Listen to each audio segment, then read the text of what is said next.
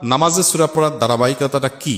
অনেকে বলে যে প্রথম রাকাতে নাকি সূরা ফাতিহা পড়ার পর যেই সূরা পড়ব দ্বিতীয় রাকাতে নাকি তার থেকে ছোট সূরা পড়তে হবে, তৃতীয় রাকাত এবং চতুর্থ রাকাতে আবার এর থেকেও ছোট।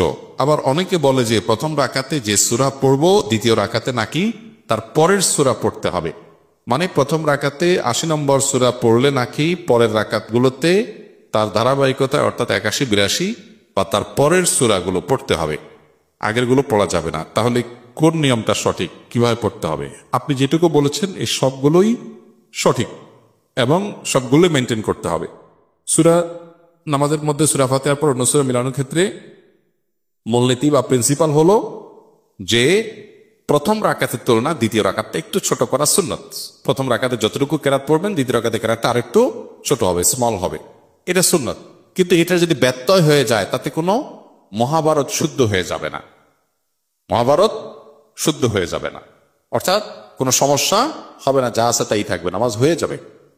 বিধায় আপনার সুন্নার খেলাফ হবে, জাস্ট এইটুকু। এটাকে নিয়ে অনেক বড় করে দেখার কিছু নাই, তবে চেষ্টা করা ভালো যে প্রথম রাকাতে চাই দ্বিতীয় রাকাতটার জন্য কেরাত যেন একটু ছোট হয়, এটা নবী সাল্লাল্লাহু আলাইহি ওয়াসাল্লামের সুন্নাহ। সুন্নাহ না মানলে এটা লবণ কম হবে, তরকারি হয়ে যাবে, নামাজ হয়ে যাবে, কিন্তু এটা অনুত্তম হবে।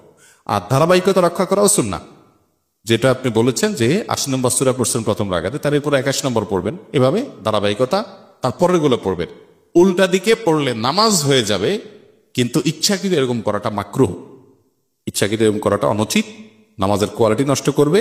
কিন্তু সুন্নাত হলো ধারাবাহিকতা মেনটেন করা। ধারাবাহিকতা মেনটেন না করলে অনেক সময় বিশেষ করে সাধারণ আয়াতের ক্ষেত্রে অর্থ বিকৃতির সম্ভাবনা হতে পারে, যে প্রথমে একটা জিনিস পড়েছেন এরপর আরেকটা জিনিস পড়লেন, অর্থ বিকৃতির সম্ভাবনা যদি নাও থাকে জিনিসটা